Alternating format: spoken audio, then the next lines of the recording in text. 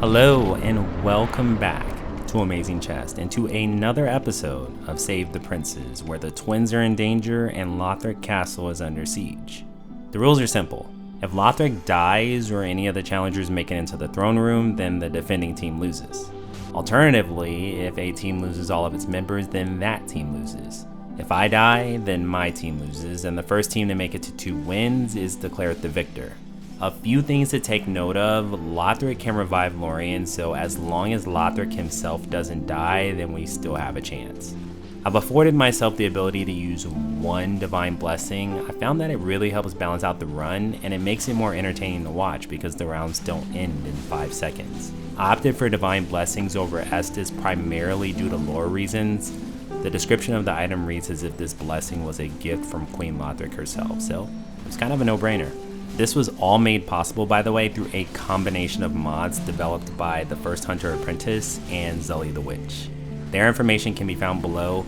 Make sure you guys check them out because they are way smarter than I am. If you're wondering how I set this up, by the way, I just killed Prince Lothric so that he was in the second phase, put an invisible NPC in the throne room so the invaders will have something to chase, used no clip to leave the throne room, moved Lorien and Lothric to the top of the staircase, used an aggression mod to increase every enemy's aggro radius, multiplied every enemy's HP except the prince's by 5, adjusted everyone's team type so that we are on the appropriate teams, and I also gave myself a little bit more HP and some red eyes so that I could fit in with my hollow brethren. Today I'm going to be playing as an actual Lothric Knight, and the goal is to stop that group of Black Knights from making it to the throne room or killing the prince.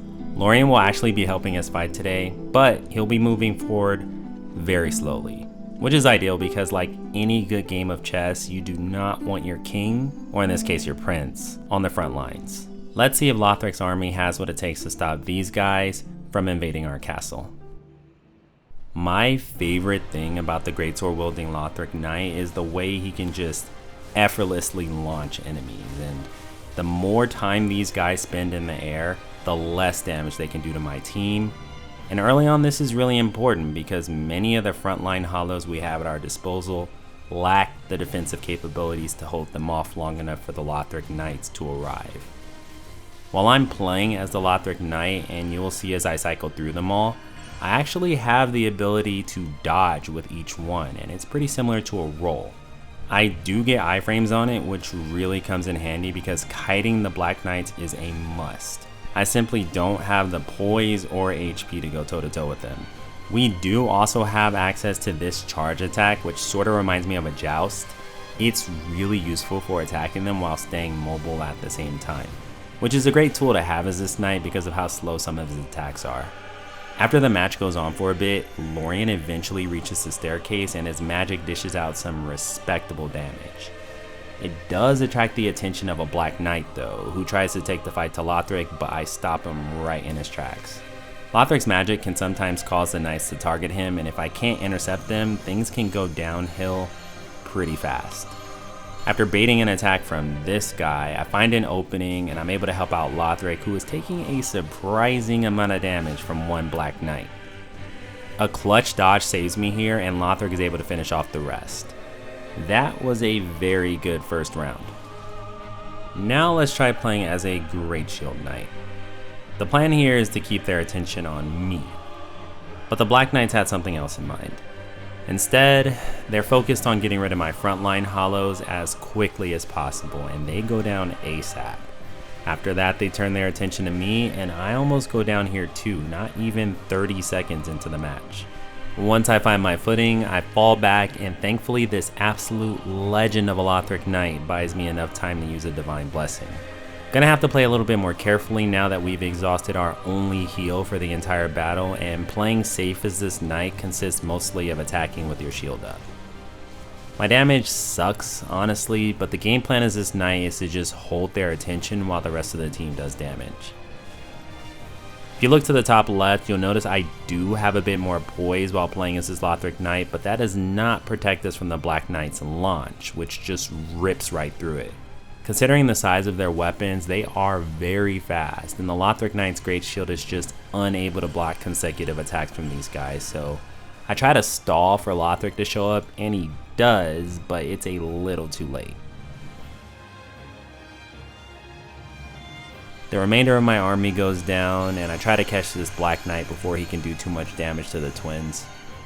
They end up catching up to me anyway though, and we do go down at the same time.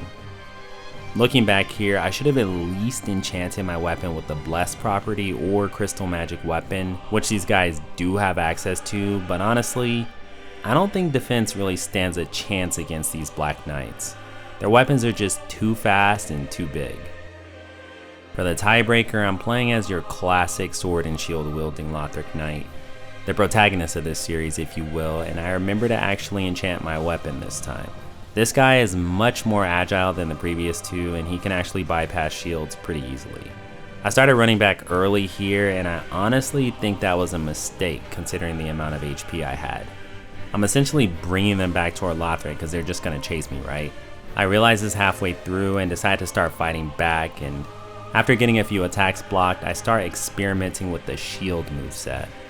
I noticed this guy on the right could use some help, so I run over to try helping him out, but this Black Knight is not having any of it.